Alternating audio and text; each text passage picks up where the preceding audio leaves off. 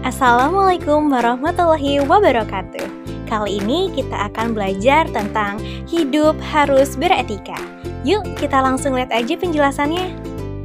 Menurut teori, Zoonpolitikon mengatakan bahwa manusia selain sebagai makhluk individu, juga sebagai makhluk sosial. Dalam perannya, baik sebagai makhluk individu maupun makhluk sosial, manusia akan senantiasa dihadapkan pada norma-norma atau nilai-nilai yang berlaku. Sebagai makhluk individu, manusia memiliki norma-norma yang melekat pada dirinya, antara lain norma agama. Artinya, setiap manusia haruslah selalu dan selalu berpegang teguh pada norma-norma agama yang dianutnya sesuai dengan kepercayaannya masing-masing. Norma kejujuran, yang mana manusia dalam bertindak haruslah sesuai dengan hati nurani, jujur. Jika tidak mengindahkan hati nurani, berbohong, akan menimbulkan konflik batin yang merupakan salah satu sumber stres.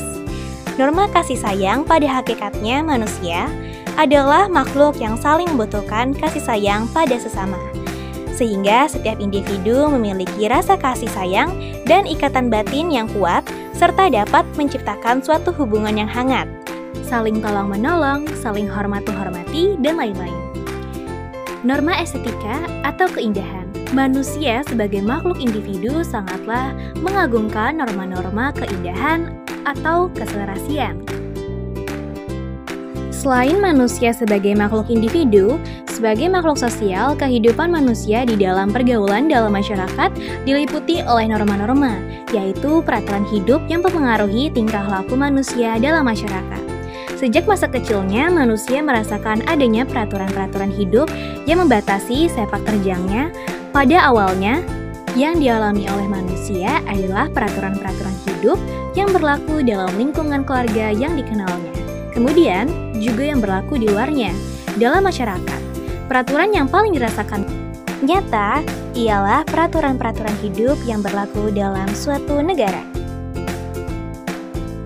Norma-norma yang diberlakukan pada manusia sangatlah bermanfaat untuk manusia tersebut. Misalnya, dengan adanya norma-norma tersebut, manusia akan merasakan adanya penghargaan dan perlindungan pada dirinya. Norma-norma tersebut mempunyai tujuan, salah satunya supaya kepentingan masing-masing warga masyarakat dan ketentraman dalam masyarakat terpelihara dan terjamin. Sebagai makhluk sosial yang senantiasa berhubungan dengan orang lain, ada beberapa jenis norma yang perlu diperhatikan, antara lain norma agama, norma kesusilaan, norma kesopanan, norma hukum. Norma agama. Norma agama adalah peraturan hidup yang diterima sebagai perintah-perintah, larangan-larangan, dan anjuran-anjuran yang berasal dari Tuhan. Para pemeluk agama mengakui dan berkeyakinan bahwa peraturan-peraturan hidup itu berasal dari Tuhan dan merupakan tuntunan hidup ke arah yang benar. Beberapa contoh kalimat atau pernyataan yang merupakan norma agama antara lain: janganlah berbuat riba, barang siapa berbuat riba akan dimasukkan ke dalam neraka untuk selama-lamanya. Hormatilah orang tuamu agar supaya engkau selamat. Kebersihan sebagian dari iman. Norma kesusilaan. Norma kesusilaan adalah peraturan hidup yang dianggap sebagai suara hati sanubari manusia, insan kamil. Peraturan-peraturan hidup ini berupa bisikan kalbu atau suara batin yang diakui dan diinsyafi oleh setiap orang sebagai pedoman dalam sikap dan perbuatannya. Kesusilaan memberikan peraturan-peraturan kepada manusia agar menjadi manusia yang sempurna. Dalam norma kesusilaan terdapat juga peraturan-peraturan hidup seperti yang terdapat dalam norma agama. Misalnya, hormatilah kedua orang tuamu, membantu orang lain yang membutuhkan. Norma-norma kesusilaan tersebut juga dapat menetapkan buruk baiknya suatu perbuatan manusia dan turut pula memelihara ketertiban manusia dalam masyarakat. Norma kesusilaan bersifat umum dan universal, yang artinya dapat diterima oleh seluruh umat manusia. Norma kesopanan. Norma kesopanan adalah norma yang timbul dari interaksi, pergaulan, segolongan manusia. Peraturan-peraturan itu diikuti dan ditaati sebagai pedoman yang mengatur tingkah laku manusia terhadap manusia yang ada di sekitarnya. Contoh-contoh norma kesopanan antara lain, orang muda harus menghormati orang yang lebih tua. Jangan meludah di sembarang tempat. Janganlah berdesak-desakan saat memasuki ruangan. Norma kesopanan tidak mempunyai lingkungan pengaruh yang luas jika dibandingkan dengan lingkungan norma, agama, dan kesusilaan. Norma hukum. Peraturan-peraturan yang timbul dari norma hukum dibuat oleh penguasa negara. Isinya mengikat setiap orang dan pelaksanaannya dapat dipertahankan dengan segala paksaan oleh alat-alat negara. Contoh-contoh norma hukum antara lain, barang siapa dengan sengaja mengambil jiwa orang lain dipidana karena membunuh dengan hukuman setinggi-tingginya 15 tahun. Di sini ditentukan besarnya pidana penjara untuk orang-orang yang melakukan kejahatan. Norma hukum pidana.